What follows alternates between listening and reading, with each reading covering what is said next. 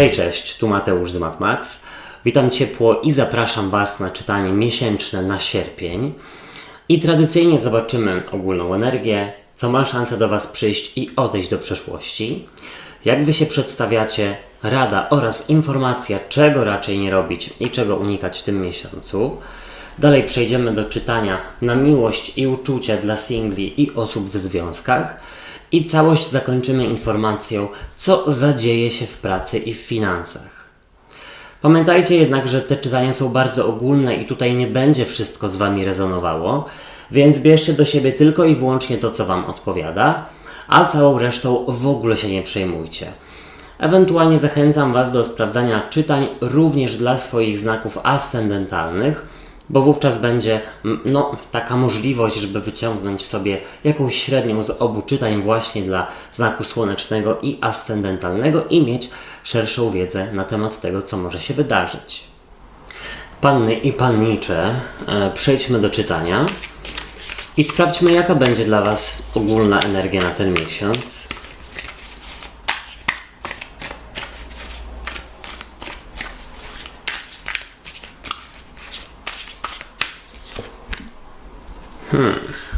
Och, piękna karta.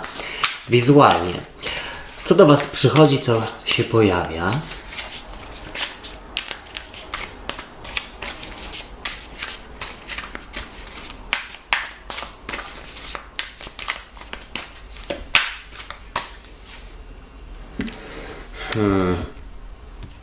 Dziwna rzecz. To tak jak ktoś z przeszłości by się odezwał, ale wiecie co? Rozłóżmy całość. Co odchodzi do przeszłości?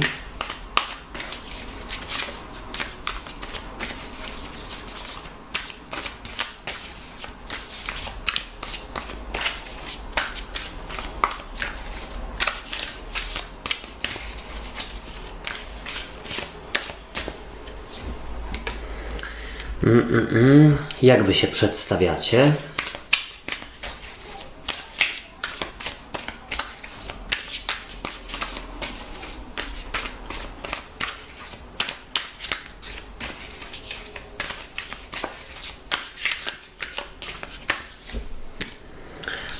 Bardzo dziwny rozkład kart, szczerze mówiąc. Mam wrażenie, że przyjdzie do Was coś z przeszłości, coś o sobie przypomni, i to sprawi, że może być trochę niespokojnie przez to, rzeczywiście, ale co to jest, jeszcze nie wiem. Jaka będzie dla Was rada?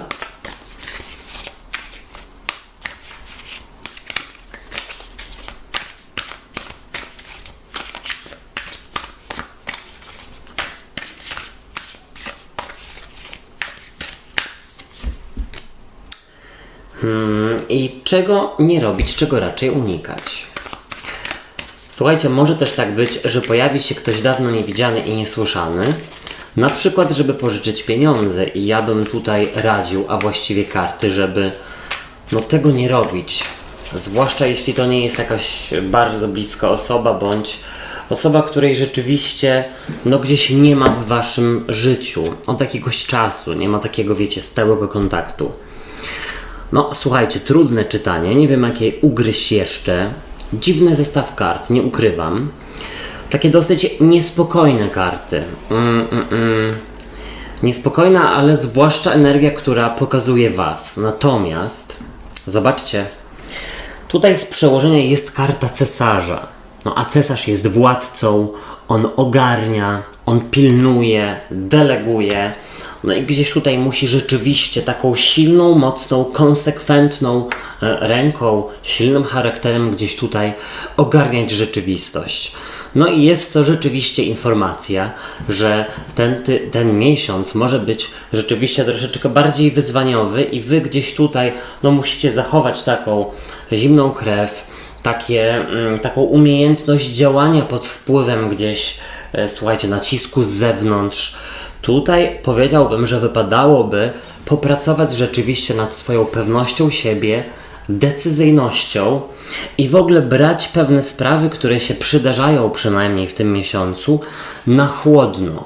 Bardziej słuchajcie rozumem aniżeli sercem. Tutaj zobaczcie, ten cesarz właśnie pokazywałby taką osobę, która jest właśnie jakimś władcą, raczej takim mało emocjonalnym. Tak bym zasugerował. Nie kierować się emocjami, zwłaszcza jeśli powraca ktoś bądź coś z przeszłości. I teraz zobaczcie, w ogólnej energii macie piątkę kielichów. Jest przepiękna ta karta. Tutaj w ogóle możecie sobie zobaczyć też odwróconą ją. Ona tutaj przedstawia osobę, która gdzieś ewidentnie skupia się nie tam, gdzie trzeba, nie na tym, na co trzeba. Mam wrażenie, że wasza uwaga rzeczywiście bardziej gdzieś idzie w kierunku przeszłości, bądź tego, co się zakończyło, tego, co wam nie wyszło, aniżeli gdzieś rzeczywiście na wykorzystanie potencjału w sytuacji, w której się znajdujecie. Tak bym gdzieś zasugerował. Mam nadzieję, że jest to zrozumiałe. Tutaj ta karta dosłownie przedstawia postać, która patrzy w taką wodę brudną. Gdzieś tutaj są 3 rozlane kielichy przewrócone i nie zauważa potencjału, który jest przed nią. Czyli gdzieś brodząc w przeszłości, i oczywiście nie mówię tutaj o, zaglądaniu w przeszłość po to, żeby wyciągnąć pewne wnioski, żeby odrobić jakąś lekcję, żeby coś zakończyć. Nie chodzi mi o to. Chodzi mi o takie, słuchajcie, być może użalanie się, o płacz nad rozlanym mlekiem, albo o wspominanie kogoś z przeszłości, lub w ogóle pozwalanie komuś z przeszłości na wejście do swojego życia na nowo. Tutaj to was oddala rzeczywiście od tego, jak fajnie może być, a jak nie jest, dlatego że brodzicie w przeszłości. Mam nadzieję, że jest to rzeczywiście zrozumiałe. I teraz zobaczcie, przychodzi do was karta 6 monet. Piękna karta. Karta charytatywności, dzielenia się, w ogóle równowagi w braniu i dawaniu. I teraz tak. Tutaj rzeczywiście musi być równowaga pomiędzy patrzeniem w przeszłość i wyciąganiem wniosków, a rzeczywiście pomiędzy byciem tu i teraz oraz gdzieś robieniem planu na przyszłość. To jest tak, że jeśli pewnych etapów za sobą nie pozamykacie, albo będą one cały czas wracały, to gdzieś będą wam rzeczywiście psuły energię, będą wam psuły tutaj nastrój, będą wprowadzały tylko i wyłącznie niepotrzebny chaos w wasze życie, ale tu jest taka informacja, że być może rzeczywiście w tym miesiącu trzeba będzie bardzo pomagać ludziom, którzy są w waszym otoczeniu, czy rodzinie, czy przyjaciołom, czy bliskim, dlatego że oni gdzieś tutaj właśnie nie do końca ogarniają. I tu jest dosłownie prośba o pomoc. Was w sensie. Tylko zastanówcie się, czy nie za bardzo się innym podkładacie, czy się za bardzo innym nie podkładacie. I tu też jest taka informacja, że być może momentami za mało myślicie o swoich potrzebach i gdzieś tutaj po prostu zawsze jesteście na zawołanie dla innych do innych. Co, słuchajcie, oczywiście jest ważne, żeby być gdzieś wsparciem dla swoich bliskich. Tylko zastanówcie się, czy to jest na pewno obopólne, bo mam wrażenie, że wy tutaj możecie momentami zgrywać takiego właśnie cesarza silnego, który sobie świetnie radzi, ale w momentach, gdy rzeczywiście potrzebujecie jakiegoś wsparcia, nawet po nie sięgacie, nawet nie przyznajecie się do jakichś swoich słabości. Zobaczcie, tutaj do przeszłości odchodzi karta 4 mieczy i w tej talii jest ona przedstawiona jako odpoczywający sobie niedźwiedź, który zapadł w sen zimowy. I jako że ta karta odchodzi do przeszłości, to mi się wydaje, że właśnie jest to takie odgrzanie kotletu, czyli pojawienie się osoby lub pojawienie się sytuacji z przeszłości, która wymaga zakończenia, przepracowania itd. Dlatego, że jeśli rzeczywiście tego nie zrobicie, to ona będzie wracała i gdzieś was będzie stopowała przed rozwojem, poznaniem nowej osoby itd. Tu jest taka informacja, że rzeczywiście trzeba w tym miesiącu też wskrzesić, wiecie co, taką swoją bezkompromisowość, taką bardzo silną, konkretną energię, żeby też gdzieś innym pokazać w pewien sposób, no i zaznaczyć też rzeczywiście swoje granice, które no tutaj wcześniej mogły się lekko rozmyć. Zobaczcie, wy przedstawiacie się jako rycerz buław, a rycerz buław to karta, która no, w ogóle przedstawia kogoś, kto jest troszeczkę rozjuszony. Kogoś, kto jest taki gotowy rzeczywiście do walki, kto jest gotowy gdzieś tutaj gasić pożary i pomagać w momencie, gdy inni go potrzebują, no ale właśnie za wszelką cenę lub w taki no nieprzemyślany, niezaplanowany sposób. To na takiej zasadzie, jakby ktoś rzeczywiście pojawił się z prośbą o pomoc i wy tutaj na przykład w jakimś zaślepieniu od razu podejmujecie decyzję na tak, a później mogą być z tego powodu lekkie, no takie wyrzuty sumienia, że robicie coś nie w zgodzie ze sobą. Rycerz buław, no słuchajcie, jemu tutaj brakuje troszeczkę, nie brakuje mu brawury i tutaj konkretu w działaniu, ale troszeczkę trzeba więcej tak jakby strategicznie myśleć, tak jak ten cesarz i w ogóle myśleć, zanim zabieracie się za pomoc komuś lub wprowadzanie jakichś zmian w momencie, gdy zostały na przykład one na was wymuszone lub te zmiany wypadałoby zidentyfikować, czy one są wprowadzane dlatego, że na przykład przed czymś uciekacie. No to trzeba nie uciekać, tylko sobie z czymś poradzić. Bo nawet jak zmienicie, to za jakiś czas to i tak wróci i znowu trzeba będzie uciekać. Słuchajcie, w Radzie jest piątka monet. A piątka monet to energia braku i ewentualnie jakiejś tęsknoty. No ja bym powiedział tak. Po pierwsze, nie dzielić skóry na niedźwiedziu. Zwłaszcza jeśli jeszcze czegoś nie macie albo coś jeszcze nie jest pewne, to gdzieś się tutaj tym wszem i wobec nie chwalić. Ewentualnie, jeśli ktoś na przykład chce pożyczyć pieniądze na tydzień, na jeden dzień zaraz odda, no to trzeba się rzeczywiście zastanowić, czy na pewno można tej osobie zaufać. Piątka monet mówi o tym, żeby właśnie też, słuchajcie, przestać uciekać przed czymś, tylko spróbować zapełnić sobie jakiś niedostatek. Być może, słuchajcie, emocjonalny. Może na przykład tutaj zastanowić się trzeba, czy nie odrzucacie pewnych osób ze swojego życia tylko i wyłącznie dlatego, że no nie umiecie z nimi porozmawiać o swoich właśnie granicach i o tym, co wam robią albo czego nie robią. Może nawet same nie wiedzą. Czego nie robić, czego unikać i jest to karta siódemki monet. Słuchajcie, siódemka monet, zwłaszcza w tej talii, no tutaj przedstawia osobę skupioną na pielęgnacji, słuchajcie, roślin. Tutaj w tym przypadku słoneczników. No piękne są te karty, ale w ogóle piątka kielichów i szóstka monet tutaj dla mnie są takie troszeczkę sprzeczne, bo ta szóstka monet to jest skupienie się na tym, siódemka, na tym rzeczywiście, na czym wam zależy. I informacja jest taka, żeby rzeczywiście nie zapominać o tym, że czasami trzeba wziąć oddech, odejść na bok, złapać inną perspektywę, bo no czasami rzeczywiście możecie poświęcać czas nie tym znajomościom, nie tej energii, nie tym rzeczywiście sytuacjom, no takim, które rzeczywiście nie są dla was. Mam nadzieję, że jest to zrozumiałe, bo tak lekko zamotałem. W ogóle te karty tutaj sugerują cierpliwość. Cierpliwość, planowanie, zorientowanie się bardziej na swoich potrzebach. Przejdźmy do czytania na miłość i uczucia. Jaka będzie dla was ogólna energia na sierpień?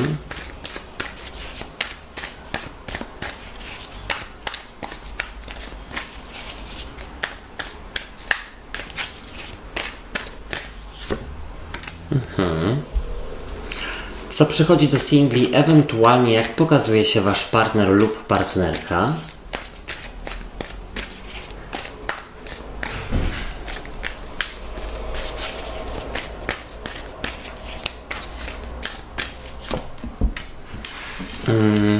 No to dziwne, bo być może jest gdzieś rozłąka pomiędzy wami, dlatego że oddzielnie spędzacie urlop, a może ktoś ma wyjazd służbowy. Jak wy się przedstawiacie?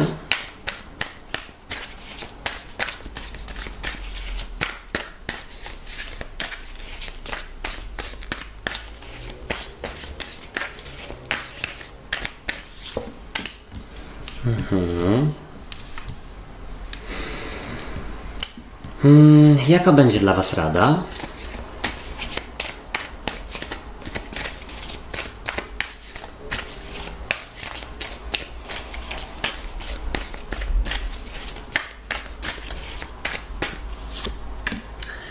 Starać się i rozmawiać.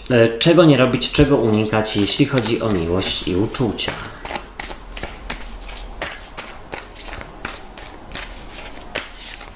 No słuchajcie, tutaj stety albo niestety też pewna relacja może wracać. Na tej zasadzie, że wydawało wam się, że już nic z tego nie będzie i wydawało wam się, że już troszeczkę jesteście od tego uwolnieni, uwolnione, momento. No ale nic z tych rzeczy. Ktoś o sobie przypomina. Jeszcze tylko pokażę, że są tutaj dwie królowe mieczy i kielichów. To też to jakby tutaj była, słuchajcie, walka pomiędzy sercem a rozumem, jeśli chodzi o miłość i uczucia. Ale okej. Przejdźmy do tego, że z przełożenia dla związków karta królowej mieczy, jasne, mogłaby mówić o tym, że po pierwsze, być może matka teściowa, jakaś kobieta gdzieś tutaj będzie chciała stanąć pomiędzy wami, albo w ogóle wtrącać się w wasze sprawy. Ewentualnie jest to informacja, że wypadałoby o czymś porozmawiać i w ogóle więcej rozmawiać i pokazywać swoich potrzeb, uczuć, emocji, ale nie właśnie w taki sposób wylewny, tylko taki zorientowany na słuchaniu, na nie ataku, tylko raczej na rozwinięciu jakiegoś zagadnienia i wyjaśnieniu. O, tak bym zasugerował.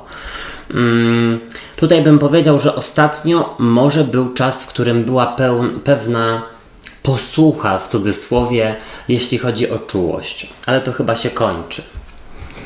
Jeśli chodzi o single, to dla was z przełożenia królowa mieczy, jasne, mogłaby mówić, słuchajcie, o byłej partnerce lub byłym partnerze, który gdzieś tutaj się pojawia, ale tak naprawdę zamiary tej osoby nie są dla was do końca jasne, bo po prostu przychodzi i no nic za tym nie idzie. Zaczepia, pokazuje się, nic więcej. Wypadałoby sobie nie wyobrażać od razu nie wiadomo czego. Ale Królowa Mieczy też tutaj sugerowałaby, że trudno wam się dostać do kogoś, kto wam się rzeczywiście podoba, kto wam zawrócił w głowie. Może też macie obawy przed powtórką z przeszłości. Zobaczcie, w ogólnej energii jest karta dwójki buław i dla związków ta karta mogłaby sugerować, no jakieś, słuchajcie, rozdroże albo strefę komfortu, która wynika z tego, że na przykład wdała się lekka rutyna w waszą relację i no gdzieś tutaj wypadałoby spróbować zrobić coś wspólnie, coś innego, aniżeli do tej pory. Inaczej spędzić troszeczkę czas, może nawet pozwolić sobie na, słuchajcie, spędzenie czasu oddzielnie, bo do tej pory było sporo na przykład kontroli albo zazdrości. Dwójka buław też, jeśli chodzi o single, to mogłaby mówić tutaj o pewnego rodzaju rozdrożu a propos powrotu byłych, a propos odzywaniu się do byłych lub, słuchajcie, o takim poczuciu, że jesteście gdzieś pomiędzy młotem a kowadłem. I to może być związane z tym, że na przykład jest myślenie pod tytułem zawsze trafiam na ten sam typ osób. Wszyscy są tacy sami albo wszystkie są takie same. No nie jest mi pisana miłość i nie widzę tutaj czarnowictwa, ale gdzieś takie założenia negatywne. No ja bym powiedział, że nad tym trzeba by było popracować, bo być może z... no okej, to nie jest tak, że z takimi samymi osobami, tym samym typem człowieka cały czas się tutaj spotykacie, a może po prostu wszystkim pozwalacie na podobne rzeczy i dlatego wam się wydaje, że wszyscy są podobni. Zobaczcie, jak pokazuje się partner lub partnerka jako trójka buław. I jest to karta bramy. No może być tutaj jasna taka sytuacja, że no ta druga połówka gdzieś wyjeżdża, a wy czekacie, zamiast gdzieś tutaj zająć się swoim życiem i pielęgnowaniem swoich znajomości i przyjaźni. Ale też widzę, że ktoś bardzo potrzebuje kolejnej szansy lub w ogóle, słuchajcie, nawet nie to, że chce pracować nad związkiem. No chce rzeczywiście kolejnej szansy, ale tu, słuchajcie, tutaj jeszcze nie jest pokazane, że ktoś pracuje nad tą relacją. Tu jest na razie chęć dostania kolejnej szansy. O. Jeśli chodzi o single, to przychodzi do Was trójka buław i trójka buław to karta bramy. Z dwójki w trójkę.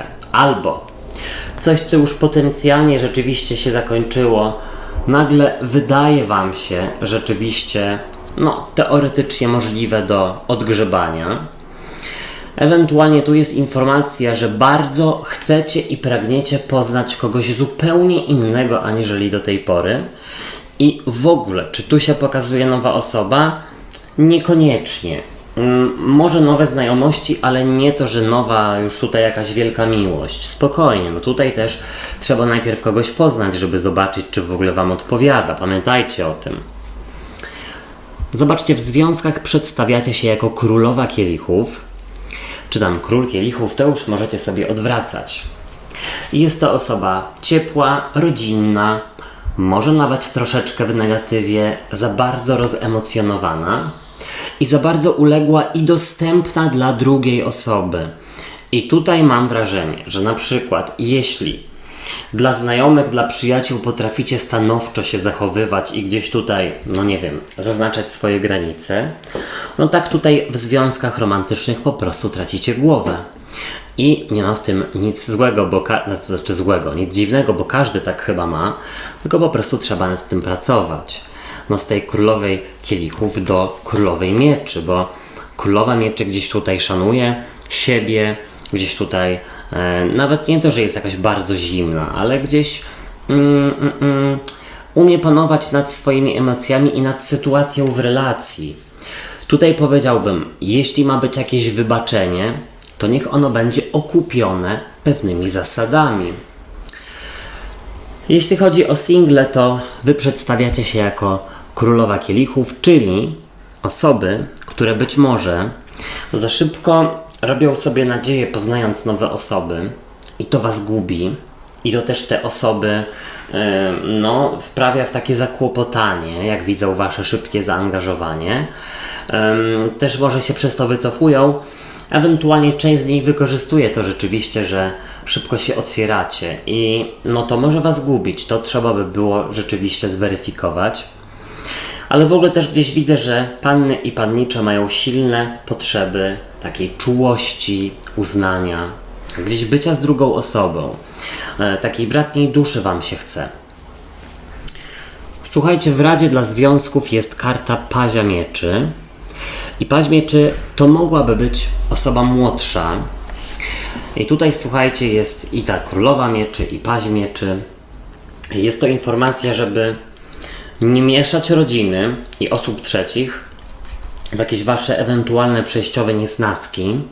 Też nie, na przykład przy dzieciach się, nie kłócić, w ogóle się nie kłócić, ale nie sprzeczać, nie wyjaśniać sobie czegoś przy dzieciach, tylko pomiędzy sobą. Ta karta też sugeruje, żeby dać komuś się starać, ale tutaj ma rzeczywiście to staranie być widoczne. Bo nie to, że daj mi kolejną szansę, wydajecie i co? I nic za tym nie stoi. Nie, czegoś takiego nie, zupełnie nie. Też jest informacja, żeby rozmawiać, powoli przyzwyczajać drugą osobę do rozmów. Może tutaj rzeczywiście się nawarstwiło coś od jakiegoś czasu. Tutaj nie wylewać wszystkiego naraz, tylko stopniowo. W Radzie dla Singli ten Paź Mieczy, słuchajcie, mógłby mówić dosłownie o tym, żeby się gdzieś nie poddawać i randkować, umawiać się, spotykać się, próbować, ale słuchajcie, z głową, żeby tutaj po prostu jak Wam ktoś nie pokaże minimum zainteresowania, to żeby gdzieś tego nie brać jako od razu już zauroczenie i tutaj plany na przyszłość snuć. Spokojnie, naprawdę. Trzeba kogoś poznać, zanim rzeczywiście prawdziwe uczucie się wytworzy. Czego nie robić, czego unikać, jeśli chodzi o związki? Karta sądu ostatecznego. Powiedziałbym tak. Nie przesądzić jakiejś relacji za szybko, bo tutaj jest nad czym pracować, ale da się pracować. Takie mam wrażenie. Może rzeczywiście momentami jedno z Was jest za bardzo na anty. No to tutaj czas i cierpliwość. Ale ta karta też by mówiła o tym, żeby nie sugerować się zdaniem innych na temat Waszej relacji, bo to Wam nie pomoże. Jeśli chodzi o single, to czego nie robić? Karta sądu ostatecznego. Nie wskrzeszać duchów przyszłości. Nie stalać się po prostu na nowo, nie bratać z eksami. Ekshumacji nie robić, bo to nie ma sensu. Tak bym powiedział. Wymyślać nie będę dalej. Przejdźmy do czytania na pracę i finanse i sprawdźmy, jaka będzie dla Was ogólna energia.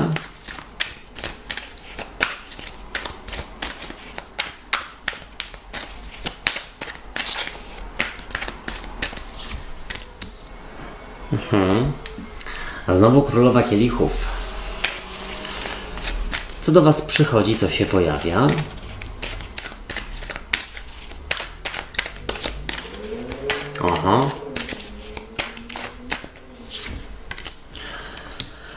Kolejna królowa.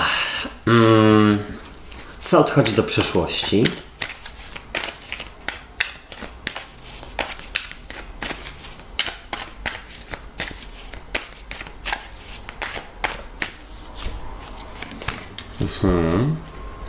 Tutaj akurat nieźle. Jak Wy się przedstawiacie?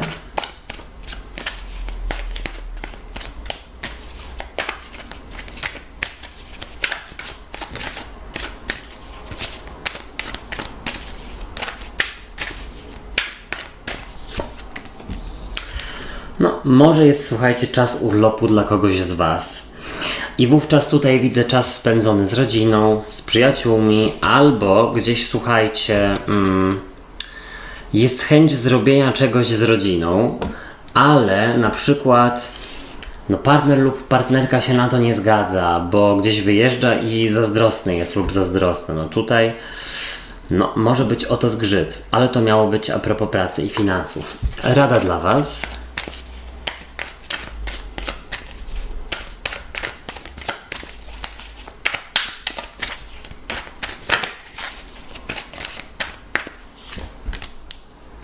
I czego nie robić, czego unikać. Słuchajcie, w pracy należy być, jakby to powiedzieć, jak lisek, sprytnym lisem trochę, albo lisicą, liską. Na czym ten spryt ma polegać? Na tym, żeby dzielić się obowiązkami i w dni, które wiecie, albo w tym okresie, kiedy wiecie, że będzie bardzo intensywny, może wypadałoby na przykład wtedy, mieć jakieś specjalne, słuchajcie, jakby to powiedzieć, na przykład jeśli tworzycie plan dzienny dla wszystkich pracowników, to zróbcie tak, żeby w tych godzinach na przykład szczytu, żeby się gdzieś tam iść na przerwę, nie przemęczać się i tak dalej, bo Wy już ostatnio wystarczająco dużo z siebie daliście lub dałyście. Dobry też czas na urlop.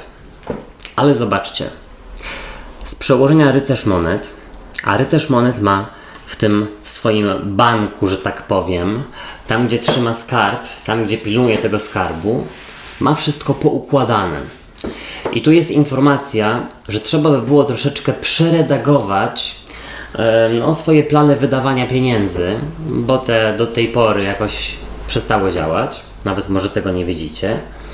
Ewentualnie gdzieś sugeruję, żeby nie ruszać oszczędności w tym miesiącu, tak bym powiedział. W ogóle, jeśli chodzi o wydatki, to tutaj głową, rozumem, aniżeli sercem. To już powiedziałem wcześniej o tym. Zobaczcie, w ogólnej energii jest karta Królowej Kielichów i ona mogłaby, słuchajcie, mówić o tym, że będzie dosyć emocjonalnie, jeśli chodzi o życie zawodowe. Być może dużo osób będzie w pracy dzieliło się swoim życiem prywatnym, być może Wy też, ale raczej tutaj w radzie jest, żeby tego nie robić. Też bym zasugerował, że w ogóle możecie być dosyć tak jakby rozemocjonowane i podejmować niesłusznie decyzje o wydawaniu dużej ilości pieniędzy albo w ogóle pieniędzy na coś, czego w ogóle nie potrzebujecie. Być może tylko po to, żeby sobie poprawić nastrój, albo być może na przykład, żeby komuś zrobić przyjemność. Macie gest, ale nie w tym miesiącu. Lepiej nie. Zobaczcie, przychodzi do Was karta Królowej Monet, a Królowa Monet w przeciwieństwie tutaj właśnie do Królowej Kielichów, jest taka dosyć ogarnięta i ona też tutaj ma gdzieś pod kontrolą swoje wydatki i według mnie jest to rzeczywiście konieczność stanięcia na wysokości tego, o czym Wam mówiłem, czyli gdzieś tutaj zadbać o swoje finanse, zrobić dobry plan, kontrolować, na co wydajecie, na co nie. Może nawet coś oszczędzić, jeśli się da, lub nie brać z oszczędności. Tutaj w ogóle bym powiedział, że być może jest, słuchajcie, szansa na to, aby rozdzielić podział obowiązków inaczej, żebyście nie musiały tak bardzo czuć zmęczenia w pracy, czy psychicznego, czy fizycznego. Tutaj mam wrażenie, że szefostwo, a zwłaszcza szefowa, jest przychylna.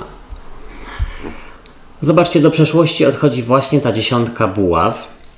A 10 buław to taka karta ciężkiej pracy, ambicji, wielu obowiązków, które gdzieś na Was spoczywają. I to odchodzi do przeszłości, więc teraz tak.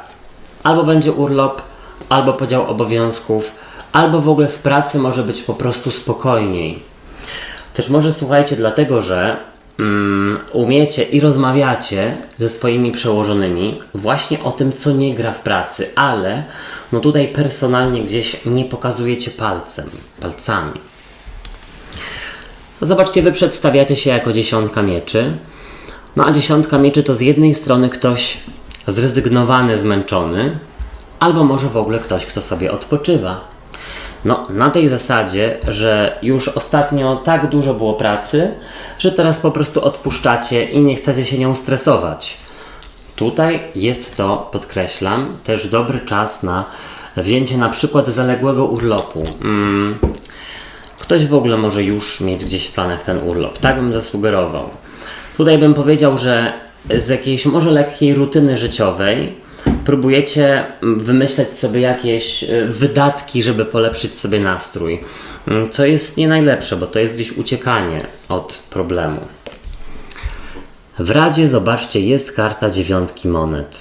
Karta samowystarczalności. I dla mnie tutaj w połączeniu z tą Królową Monet i z Rycerzem Monet jest to rzeczywiście informacja, a właściwie dla Was, żeby tutaj zadbać o swoją przestrzeń, o swój komfort pracy na przykład, i gdzieś nie pozwalać siebie eksploatować. Też na przykład za cenę tego, że tutaj inni się lenią, albo nie przychodzą do pracy. Wy też, słuchajcie, nie przychodźcie. Albo wymyślajcie sobie tam jakieś, słuchajcie, powody. Co Wam zrobią? Słuchajcie, 9 monet też mówi o tym, żeby umieć doceniać to, co macie. Bo jeśli nie umiecie się cieszyć na rowerze, to się nie ucieszycie w Mercedesie. To jest może trochę banalne powiedzenie, ale jest ono zasadne. Tutaj troszeczkę w tym miesiącu mniej wydawać pieniędzy i próbować cieszyć się z tego, co macie, po prostu. Jeśli na przykład nie możecie jechać gdzieś daleko na urlop, to nawet do rodziny, za miasto, na wieś, cokolwiek. Czego nie robić, czego unikać? 3 monet. Powiedziałbym tak. Jeśli są jakieś rozmowy kwalifikacyjne, to nie chwalić się o tym dookoła, bo może to wywołać niezdrowe zainteresowanie współpracowników na ten temat. Pieniądze lubią ciszę, interesy i biznesy również lubią ciszę. Jeśli wydawać pieniądze, to tylko i wyłącznie na podnoszenie swoich kwalifikacji, na kursy i dyplomy, bo to gdzieś w przyszłym czasie pomoże Wam zarabiać więcej pieniędzy. Moi drodzy i moje drogie, ja Wam dziękuję za uwagę i życzę fantastycznego miesiąca. Subskrybujcie mój kanał i zostawiajcie po sobie ślad w postaci komentarzy i kciuków w górze. dlatego że to pomoże mi w rozwoju go, a wtedy będzie więcej czytań. Trzymajcie się, do usłyszenia, do zobaczenia. Hej, cześć i pa pa.